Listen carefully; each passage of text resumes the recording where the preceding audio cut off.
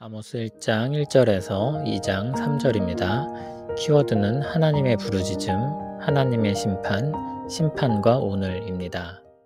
유다 왕 우시아의 시대, 곧 이스라엘 왕 요아스의 아들 여로보암의 시대, 지진 전 2년에 드고와 목자 중 아모스가 이스라엘에 대하여 이상으로 받은 말씀이라. 그가 이르되 여호와께서 시온에서부터 부르짖으시며 예루살렘에서부터 소리를 내시리니 목자의 초장이 마르고 갈멜산 꼭대기가 마르리로다. 여호와께서 이와 같이 말씀하시되 다메섹의 서너 가지 죄로 말미암아 내가 그 벌을 돌이키지 아니하리니 이는 그들이 철 타작기로 타작하듯 길르앗을 압박하였음이라. 내가 하사엘의 집에 불을 보내리니 베나닷의 궁궐들을 사르리라. 내가 다메섹의 빗장을 꺾으며 아웬 골짜기에서 그 주민들을 끊으며 베데덴에서 규 잡은 자를 끊으리니 아람 백성이 사로잡혀 기르에 이르리라. 여호와께서 말씀하셨느니라. 여호와께서 이와 같이 말씀하시되 가사의 서너 가지 죄로 말미암아 내가 그 벌을 돌이키지 아니하리니 이는 그들이 모든 사로잡은 자를 끌어 에돔에 넘겼음이라. 내가 가사성에 불을 보내리니 그 궁궐들을 사르리라. 내가 또 아스돗에서 그 주민들과 아스글론에서 귤을 잡은 자를 끊고 또 손을 돌이켜 에그론을 치리니 블레셋에 남아있는 자가 멸망하리라. 주 여호와께서 말씀하셨느니라. 여호와께서 이와 같이 말씀하시되 두로의 서너 가지 죄로 말미암아 내가 그 벌을 돌이키지 아니하리니 이는 그들이 그 형제의 계약을 기억하지 아니하고 모든 사로잡은 자를 에돔에 넘겼음이라. 내가 두로성에 불을 보내리니 그 궁궐들을 사르리라.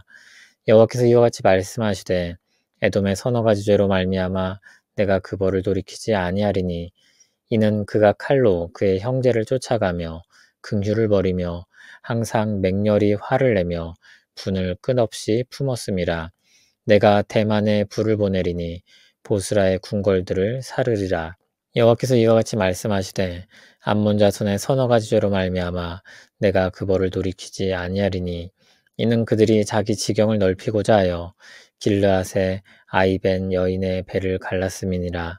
내가 라파 성에 불을 놓아 그 궁궐들을 사르되 전쟁의 날에 외침과 회오리 바람의 날에 폭풍으로 할 것이며 그들의 왕은 그 지도자들과 함께 사로잡혀 가리라. 여호와께서 말씀하셨느니라.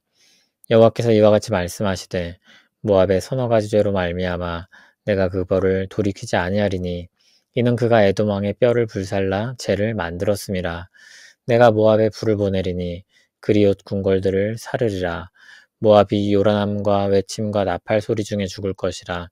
내가 그 중에서 재판장을 멸하며 지도자들을 그와 함께 죽이리라.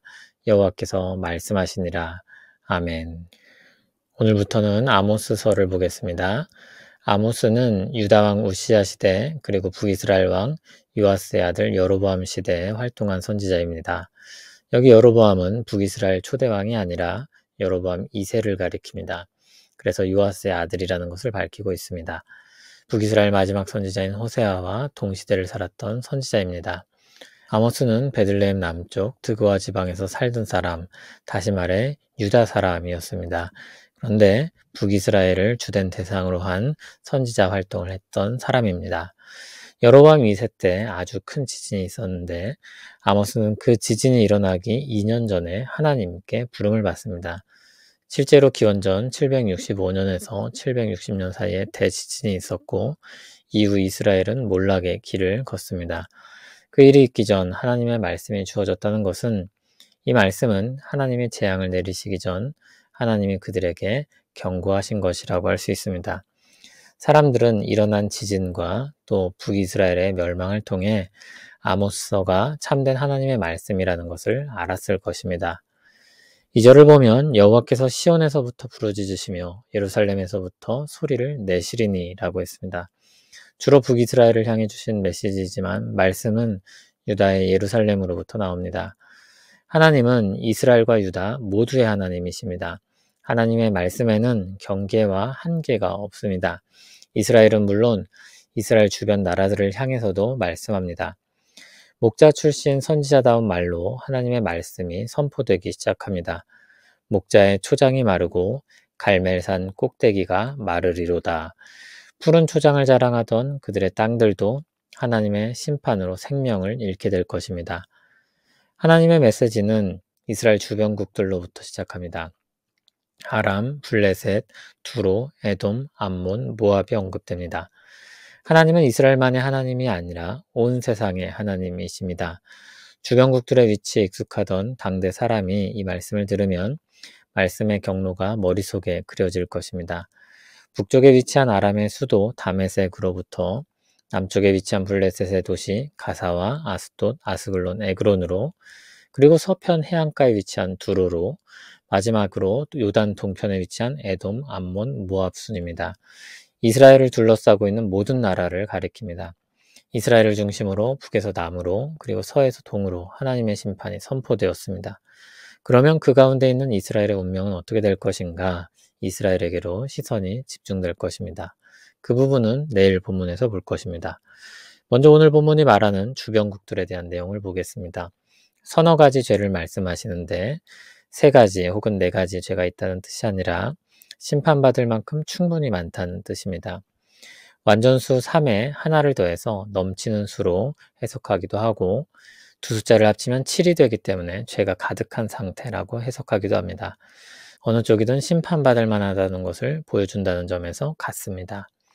아람의 다메섹은 그들의 죄로 말미암아 벌을 받게 되는데 무슨 죄로 인해 벌을 받습니까? 3절을 보면 길르앗을 압박한 것입니다.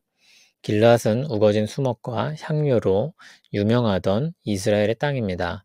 그리고 풍요로운 곳이면서 동시에 이스라엘 변경에 위치하고 있었습니다. 그래서 침략을 많이 받았습니다. 아람이 길르앗을 잔인하게 쳤고 그 죄로 인해 벌을 받는 것입니다. 블레셋의 가사는 사로잡은 자를 끌어 에돔에 넘겼다고 했습니다. 인신매매를 행한 것입니다. 그리고 8절에 블레셋의 아스돗과 아스글론과 에그론이 나옵니다. 블레셋은 유다와 가까이 있으며 유다를 끊임없이 괴롭혔던 나라였습니다. 그들은 인신매매를 행할 만큼 악한 죄를 저질러 하나님께 심판을 받습니다. 두로는 형제의 계약을 기억하지 아니하고 모든 사로잡은 자를 에돔에 넘겼다고 했습니다. 형제의 계약은 이스라엘과 맺은 언약을 뜻합니다. 그것을 깨고 배신한 것입니다. 그들 역시 하나님의 심판을 받을 것입니다. 에돔은 칼로 그의 형제를 쫓아가고 긍휼을 버리고 항상 맹렬히 화를 내고 분을 끝없이 품었다고 했습니다. 그들의 형제는 야곱의 후손인 이스라엘을 가리킵니다. 하나님은 그런 그들을 가만히 두시지 아니하십니다. 암몬은 자기 지경을 넓히고자 길르앗을 잔혹하게 쳤습니다. 하나님은 그들을 쳐서 왕과 지도자들을 사로잡혀 가게 하실 것입니다. 모압은 에돔 왕의 뼈를 불살라 죄를 만들었다고 했습니다.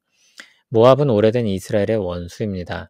이스라엘이 가나안 앞에 이르렀을 때 발람 선지자를 보내 그들을 저주하려고 했었습니다. 또 그들은 사사 시대에도 최소 18년 동안 이스라엘을 괴롭혔고 그리고 사울 때도 모압은 적이었습니다. 그들은 이스라엘에게만 적이 아니었습니다. 에돔 왕의 뼈를 불살라 재로 만드는 비인도적이고 모독적인 악행을 자행하기도 했습니다. 이들은 하나님의 심판을 받을 것입니다. 하나님이 온 세상을 심판하실 것입니다. 하나님은 이스라엘과 유다만의 하나님이 아닙니다. 가나안 땅만의 신도 아닙니다. 온 우주의 하나님이십니다. 그러므로 주께서 다시 오실 때 심판의 대상 역시 어느 나라로 국한되지 않을 것입니다. 온 땅의 모든 사람을 심판하실 것입니다. 하나님의 심판은 분명한 이유가 있습니다. 각 사람들이 행한 악행으로 말미암아 심판을 받습니다. 하나님은 그 모든 것들을 기억하시며 그들의 악행대로 보응하십니다. 잘못된 판단으로 인한 잘못된 재판은 없습니다. 오늘 말씀에서 두각되는 나라들의 죄는 무엇입니까? 거의 하나님 백성에 대한 죄악입니다. 하나님 백성에 대한 악행들을 갚으시는 날이 있을 것입니다. 요한계시록에 나타난 심판의 모습을 보면 악의 근원인 사탄의 무리를 주께서 꺾으시고 그들의 편에선 모든 사람들이 심판을 받습니다. 한편 하나님은 하나님의 백성과 함께 계셔서 그들의 눈물을 닦아주시며 다시는 고통받지 않게 하실 것입니다. 물론 아모스서에서는 유다와 이스라엘도 그들의 악행으로 말미암아 심판을 받습니다. 그러나 신약의 빛에서 볼 때 궁극적인 심판의 날의 양상은 좀 다릅니다. 그리스도의 은혜로 말미암아 하나님의 백성들은 구원을 받고 생명과 위로와 새 날을 얻게 될 것입니다. 신자가 마지막 심판을 바라보는 시각은 위로와 기쁨입니다. 악인이 보응을 받아 참 평화가 도래하여 얻게 될 위로가 있을 것입니다. 그날의 위로에 대한 기대가 있는 사람이라면 오늘의 아픔과 고통을 견딜 수 있습니다. 지금 여기서의 날들이 전부가 아니고 끝이 아니기에 내일의 소망을 가지고 사는 것입니다. 또한 심판을 바라보는 신자는 주님의 은혜로 말미암아 형벌을 받지 아니하고 새 생명과 새 날을 받을 기쁨을 얻을 것입니다. 마지막 날을 향한 그러한 기대도 오늘 우리 삶을 바꾸게 합니다. 진정 그날이 올 것을 믿고 바라며 기다리는 신자라면 오늘 여기서의 삶을 대충 살아갈 수 없습니다. 우리는 나중에 하나님의 백성이 되는 것이 아니라 오늘 지금 여기서부터 하나님의 백성이기 때문입니다. 참으로 복음을 듣고 돌이킨 사람이라면 지금 여기서 하나님의 통치를 받고 살기 시작합니다. 그러므로 그 나라의 삶의 방식을 나중으로 미뤄두지 않고 지금부터 살기 시작하는 것입니다. 하나님 앞에 살아가는 사람이라면 하나님의 통치를 외면할 수 없을 것입니다.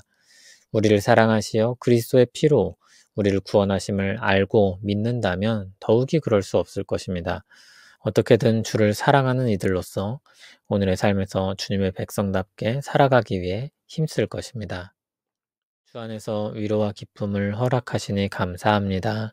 형벌의 심판이 아닌 부활의 심판으로 나아오게 하시고 오늘 여기서의 삶을 새롭게 하시니 감사합니다. 장차 있을 심판날에 우리가 우리를 위로와 기쁨을 바라보며 지금 여기서 주를 향해 살기를 원합니다. 내일의 소망이 우리의 오늘을 바꾸길 원합니다.